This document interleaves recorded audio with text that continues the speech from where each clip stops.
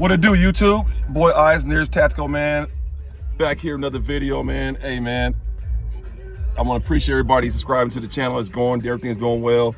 Man, I'm just here. I got the last video I put up about the LA guy, and I was giving insights on the Bay Area and stuff like that. It looked like it got a lot of views, and a couple people in the comment boxes from the Bay Area, and they was like, man, oh yeah, I remember that and stuff. So I guess I'm gonna go ahead and continue with these little stories. I got another one for y'all today. Let me turn this shit down. I got another one for y'all today, man. Let me address a comment though. Then someone put in the comment box, said, man, I showed my gun. Oh yeah, got my hot chocolate right here. And I'm at work, but I'm about to go in. I gotta block this up. So, and he asked me, said, man, you don't carry one in the head. I'm like, let me address that real quick. This is one in the head.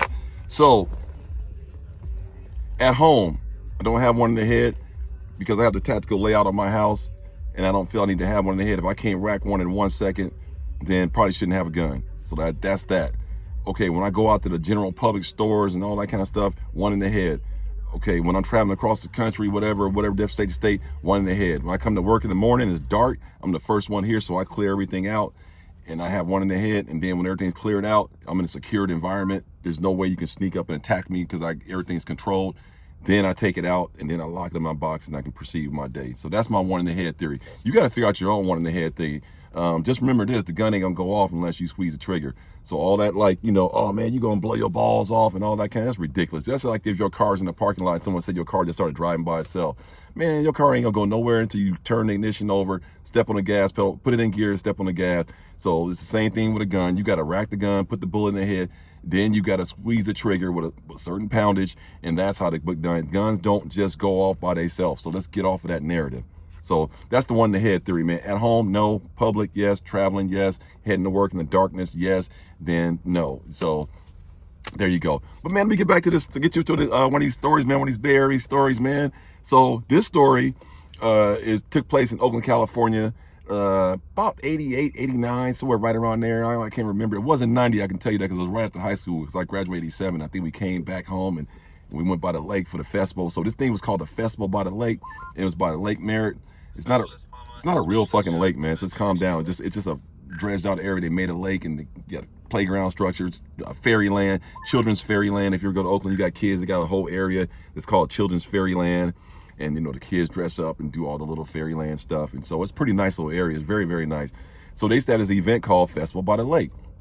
And they have all these different musicians, reggae, R&B, pop, all kind of stuff. And then they would have all different foods, exotic foods from all around the world, the Caribbean and Spain, all the countries. Because the Bay Area, you got a lot of international flavors, so they have all the different foods. So it was a great event, man. And we would go down there basically for the girls, because it'd be all the fine girls come out, dressed all, booty, everything. So, we go down there for the girls and for the music, see upcoming rappers, because upcoming rappers would perform, known rappers would perform. And then, me, I was there for the reggae for the most part. And they had the old classic groups, Ika Mouse and Toots of My Tall and Black Uru and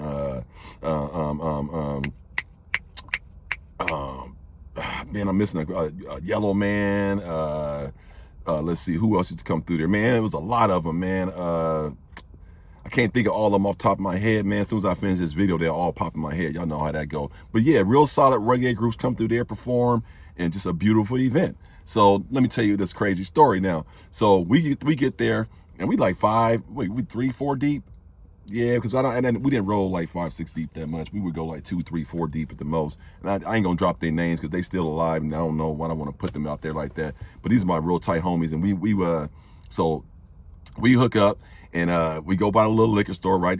By the lake. Y'all know the lake. There's a couple little liquor stores, and the liquor store that we went to, right there in the corner by the lake when you buy Fairyland, when you come out and you're going straight toward Parkway Theaters. If you're going that way, that first liquor store by that Shell station. And so we was going up in there. I think it's called Grand Lake Liquor or something like that. Lake Merritt Liquor or something like that. But anyway, so we went up there, and this is like 89, 88. So this is when we drinking 40s big time. I ain't gonna put nothing on it. We drinking 40s. And so Old English, King Cobra, St. Ives, whatever. I think I was fucking with Mickey's though. So I was drinking the Mickey's, the green bottle. I don't know if y'all remember Mickey's, man. They said the Mickey's Big Mouth too. but we were just doing 40s though. But I used to drink the Mickey's Big Mouths too. And so we go up there and get our drink and stuff and get some blunts, because after we smoking, and like I said, y'all think y'all created smoking blunts. That shit old, bro. We were smoking Phillies way back in the day. And what we would do, bust our Phillies open and then layer hash oil in that shit, put weed in there, and then roll them all up, and then just smoking Swishers, man, and smoking Phillies, man. And so we got our Phillies and everything. So we heading back. Now we heading back down a little further. And anybody know this story, I'm not capping. So if you come out of Lake Mary Bakery and you heading toward, like say heading north, not south, not toward the Henry J, the opposite direction, and you pat the Lake Mary Bay, you come straight, you heading toward the lake, and it's a hill. Boom, I can't name the street that is, but it's a hill, big ass grassy hill, and people can sit out there and picnic and sunbathe, and they got a bench at the top of some trees in the tree line. And so we head up there, and we head up there to like drink and smoke. So everybody rolling up, and everybody got their 40s, we kicking in. We just cracked our 40s and drinking them, just fired up a couple blunts, just getting them going, smoking them. And then we see 2 OPD pull up on the street, and they pull hard, like hot, and then stop, and they jump out. 3 of them jump out, 2 jump out of one jump out of another, and start running up the hill toward us. And we tripping, we think we looking to see if somebody behind us, like, and they looking right at us, and they get on the ground. We're like, get on the ground. And at this time, this is 88, so I guess we were lucky, because they probably shot us in 2023. These cops now, they so scary, but the cops back then, they weren't really that scary. They would just come up to you and tell you what they want you to do. And so they was like, get on the ground. And man, we didn't even get on the ground, man. None of us got on the ground. But my homies, them, they dropped their bottles and just dumped their 40s on the ground. I literally took my 40 like this. I went, put it on the bench, put my cap on, and sat it down. You know, so it was crazy.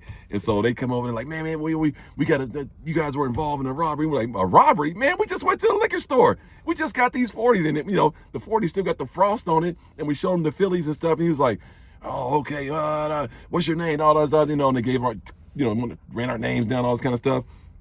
And it turns out that it wasn't us. Clearly it wasn't us. Then they jumped and they ran back down the hill, jumped in their car, sped off. And so them fools threw all their 40s out. I kept mine and shit. So we still smoking and drinking. So anyway, after that, we was like, man, fuck this shit, man. Let's get out of this spot. So we went back down the hill, heading toward the festival, to the event. Now we on the other side. And then now we in the event, everything going well. And then chilling, getting at girls, all kind of stuff. Everybody's chilling, smoking. And then all of a sudden, I think maybe from the time the police jacked us, it was about 40 minutes later, maybe 35, 40, maybe an hour, not more than an hour, between 30, 40 minutes and an hour. All of a sudden you hear pop, pop, pop, and then everybody start running and screaming. But it's crazy because the shots were on the outside of the venue. And so we just kind of stayed inside the venue. The venue didn't shut down. It just kept going, but we heard the shot and people outside was running around. And then, so then about an hour later, we said, man, let's get up out of here. We go outside. And then we found out a couple weeks later, we didn't find out on the spot, but after a couple weeks later, we found out that the dude who had jacked some guys over there when the police harassed us, we found out that them dudes caught up with him and then shot his ass. And so he got shot. I don't know if he died. I can't remember all the facts on it, but they shot him because it was a whole investigation with the tape and everything on the corner. So that was crazy, man. So that was a wild ass story, because it's like they thought we did it and it turns out somebody else did it, but the cops could have took us down. It could have been an ugly scene, man. And that was one of the wild days in the 80s, going to an event in Oakland, you know what I'm saying? And I never forget that, man. And it was crazy, man. So we continued with the day, partied up and everything went well. But I'm just telling you, more of the story is be careful, man, when you're doing knucklehead shit, because I know my target audience. I know I'm 55, but I know I've been looking at my analytics. My target audience is I believe is between 20, 25 and 35. So a lot of you guys are 20 years younger than me that watch my channel. So I'm just letting y'all know, man, start sharpening up your skills. Like, don't be hanging in large groups, and be careful with those concerts and venues, because it's crazy, man. I got a few more stories like this, man. It's another one. Because the Festival of Lake was a big event, and anybody from the Bay Area remember that event. It was huge, man. It was great. It was like, we had the Festival on the Lake was a big one we used to go to. Day on the Green was another one in San Francisco. I think at Dolores Park, we would go to that one. And well, that wasn't Dolores Park, but it was another area up there in San Francisco we go to and see reggae shows. And you had Jack the Rapper. That was in LA, but I think they used to do it in Bay Area. I can't remember. Jack the Rapper. That's where Eminem was found, by the way. Marshall Mathers. He was founded at a Jack the Rapper concert. Jack the Rapper was basically like a big, huge rap event. I think they had one in LA and Oakland, man. Don't quote me, man. I think they did have one in Oakland, but I can't really guarantee it. But I know they had one in LA, and all these rappers come out, and producers and A&Rs, they would come out and try to sign all these unsigned rappers. And that's how Eminem got discovered, through Jack the Rapper. Now 40 and all them boys, they was all independent because they were Yellow Tape Records. They were already doing their own thing. So, but man, but that's the day. That was a day in the life in the Bay, man. And like I said, we used to go to all kind of clubs. I got a few stories. Berkeley had a couple of stories. Larry Blake's, if y'all remember anybody from the Bay Area. Telegraph by Cal, University of California, Berkeley, right down the street from Blondie's Pizza. I don't even know if Blondie's even there no more. I heard they might have took out Blondie's, man. Blondie's was a classic pizza place, man. It was the shit. And they had another one that was adjacent that used to rival them called Fat Slice. And so between Blondie's Pizza and Fat Slice, there's a club underground. You got to go up on the top level. I think the bar on top was called Henry's, if I recall, right next to A Plus Food. A Plus Food was like on the corner, and A Plus was like an organic, natural eating place. And then Henry's was a bar and grill. And then underneath Henry's, was it Henry's? I don't know the name, man. I don't even know. But anyway, you go downstairs, and that's where Larry Blake's was. And they used to have reggae, jazz, rap, all kind of stuff up in there. Clubs, pack hella girls. So it was a fun place too. But I'll tell you some stories about that later. But yeah, Festival by the Lake, man, we almost got jacked by the police. Dude got shot, crazy shit, smoking, drinking. But they eventually shut the Festival by the Lake down because they did actually have a couple shootings, and they just got tired of it. Now it's different. Now the lake is different. It's all gentrified now. So you got like Starbucks and people walking $5,000 dogs down the street, and Teslas all over the place. But when I was there, it was still real. Oakland was still real. Now it's getting gentrified. East Oakland's still the same. They're not going to do too much to East Oakland. There's no industry in Oakland. There's no main factories and nothing like that. So it's kind of sad.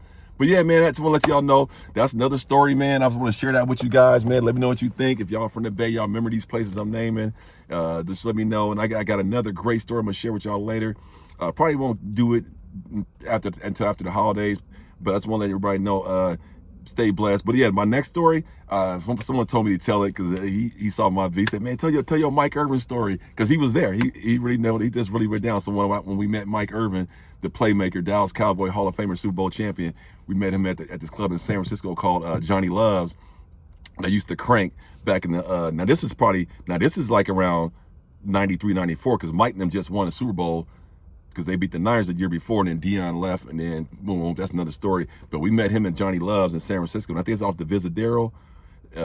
Nice club. It was packed. My homie used to bounce there. Shout out to Kevin Allen. He's a lawyer now. But anyway, I'll get into that story another time. But man, till then, man, like the video, comment, subscribe. I appreciate everybody supporting the channel. Got 900 subs. Cannot believe it. Trying to get to 1,000 before 2024. So if y'all can help me out, share the wealth, tell people, hey man, check out Eyes and Ears, man. They're cool brothers, that and the other. I'm gonna do some giveaways. I got a lot of stuff, optics and stuff, and lights and stuff I'm gonna be giving away. And man, just appreciate everybody, man. So again, man, Thanksgiving coming up. If you're not a big holiday person, don't be negative around people that care about you. Just go ahead. If you don't want to go see the auntie, and you don't want to go there because your crazy cousin gonna be there and you don't like him, and you got that one uncle always drunk talking shit, or you got that brother that's always gonna hit you up for, man, can I hold $50, man? And man, just give them the money and just go support they're your family. So just support them. Enjoy yourself. Watch your language. Be classy. Don't be trashy. And just appreciate the holidays. Appreciate what you got. Look at the Middle East right now, man. These people are dying over there, man. Babies, old people, children, getting whole families wiped out. So let's just try to be thankful for what we have, not worry so much what we don't have, and let's try to improve on things that we are good at, and then allow all the bad stuff that we do or things that are not so great. Let's just go ahead and let that go away moving forward to 2024. But it's your boy Eyes and Ears Tactical, man. I just want to say, hey, everybody stay blessed, man. And I appreciate each and every one of you, man. And like the video, comment, subscribe, and you guys enjoy your holiday. Peace.